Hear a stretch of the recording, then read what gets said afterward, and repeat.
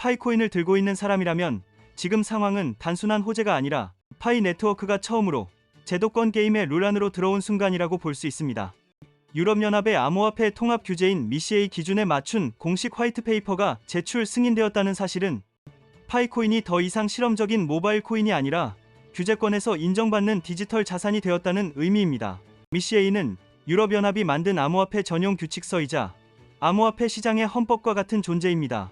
그동안 유럽 각 국가는 코인에 대해 제각각 다른 기준을 적용해왔고 합법, 회색지대, 제한 규제가 뒤섞인 혼란스러운 상태였습니다.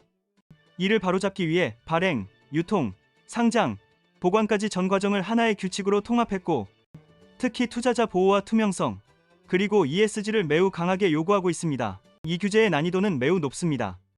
시총 상위 코인들조차 모든 조항을 완벽히 충족하기 어렵고 수많은 알트코인들은 아예 도전조차 하지 못하고 있습니다.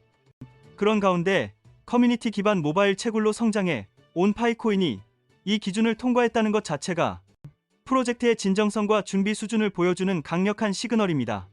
화이트페이퍼를 보면 발행 구조부터 매우 체계적으로 설계되어 있습니다.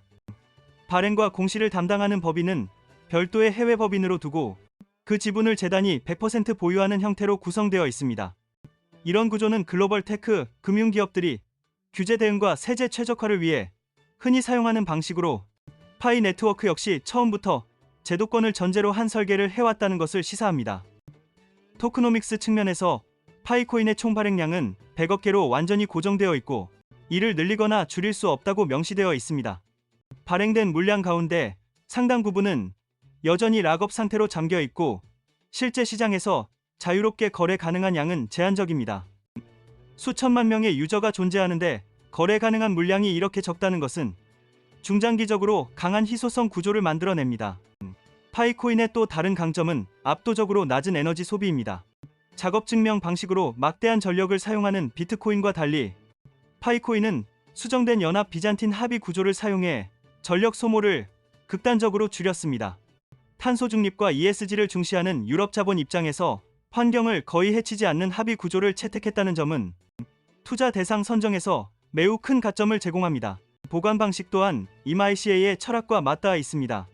파이 네트워크는 중앙화 거래소처럼 고객 자산을 대신 들고 있는 커스터디 구조가 아니라 이용자가 브라우저 내 파이 월렛을 통해 스스로 자산을 관리하는 비fe 커스터디 구조를 채택했습니다.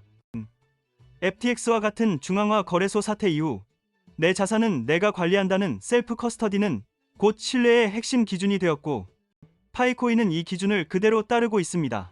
화이트페이퍼는 장점뿐 아니라 리스크까지 숨기지 않고 상세히 기술하고 있습니다. 시장 변동성, 규제 변경 가능성, 거래 취소 불가, 보안 네트워크 리스크 등 투자자에게 불리할 수 있는 요소를 일일이 적어두었습니다. 겉으로는 부정적인 내용처럼 보이지만 규제 관점에서는 이런 투명성이 오히려 신뢰도를 끌어올리는 장치가 됩니다. 규제 통과 이후 파이코인은 유럽 내인가 거래소 상장을 출발점으로 주요 국가로의 확장을 예고하고 있습니다. 이미 비유럽권 거래소에서 현물 거래가 이루어지고 있었지만 이는 규제가 느슨한 구역 중심의 유통이었습니다. 이제는 유럽 금융 규칙 안에서의 거래가 가능해졌고 이는 기관 투자자 자금이 들어올 수 있는 관문이 열렸다는 뜻이기도 합니다. 또 하나 중요한 진전은 증권형 투자 상품을 통한 상장입니다. 파이 관련 ETP가 증권시장에 상장되면서 암호화폐 거래소 계정이 없는 일반 투자자도 증권 계좌만으로 파이에 간접 투자할 수 있는 길이 열렸습니다. 앞으로 ETF, 선물, 옵션 등 다양한 파생 상품이 파이를 기초자산으로 삼을 경우 유입될 수 있는 자금 규모와 시장 깊이는 더 커질 수 있습니다. 생태계 확장 전략 역시 공격적입니다. 파이 네트워크는 파이코인을 실물 경제와 연결하는 스타트업을 지원하기 위해 별도 벤처 펀드를 조성했습니다. 파이 결제 쇼핑몰, 파이 기반 게임, 파이 결제를 탑재한 금융 서비스 등 파이를 실제로 쓰는 서비스에 직접 투자해 단순 투기 자산이 아닌 사용되는 네트워크를 만들겠다는 구상입니다. 개발자 생태계를 위한 인프라도 강화되고 있습니다. 파이 앱 스튜디오를 통해 더 많은 DApp을 만들 수 있게 제한을 완화하고 AI 프로젝트와의 제휴를 통해 블록체인 플러스 AI 조합을 실험하고 있습니다. 파이로 결제하는 AI 서비스, AI가 파이 결제 데이터를 분석해 최적화하는 구조 등 새로운 서비스 모델이 나올 여지도 큽니다. 파이코인의 분배 구조는 기존 코인들과 완전히 다릅니다. ICO, 프리세일 없이 오직 모바일 채굴을 통해 커뮤니티 참여자에게만 분배되었기 때문에 초기에 대규모 물량을 싼 값에 매수한 소수가 존재하지 않습니다. 이 구조는 공급 독점 리스크를 줄이고 시간과 노력을 들여 채굴한 사람들 일하는 강한 커뮤니티 결속력을 만들어냅니다. 현재도 전체 물량의 상당 비율이 락업 상태로 남아있으며 이 물량은 정해진 스케줄에 따라 점진적으로 풀리도록 설계되어 있습니다. 화이트페이퍼는 파이코인을 단순 유틸리티 토큰이 아니라 투자, 거버넌스, 스테이킹 등 다양한 역할을 수행할 수 있는 암호자산으로 분류하고 있고 장기적으로는 탈중앙화를 강하게 지향하는 로드맵을 제시합니다. MiCA 준수는 유럽 안에서만 의미 있는 것이 아니라 글로벌 시장을 향한 신뢰의 여건과도 같습니다.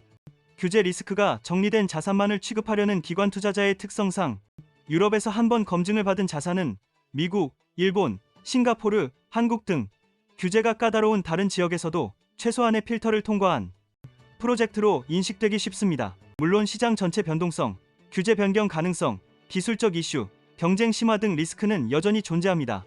하지만 거대한 커뮤니티, 규제 기반, 친환경 기술, 실사용 확장 전략이라는 4가지 축이 동시에 작동하고 있다는 점에서 파이코인은 이제 단순 모바일 채굴 코인을 넘어 제도권 디지털 자산으로서 새로운 국면에 들어섰다고 볼 수 있습니다. 지금부터의 흐름이야말로 파이코인의 진짜 역사라고 할 수 있습니다.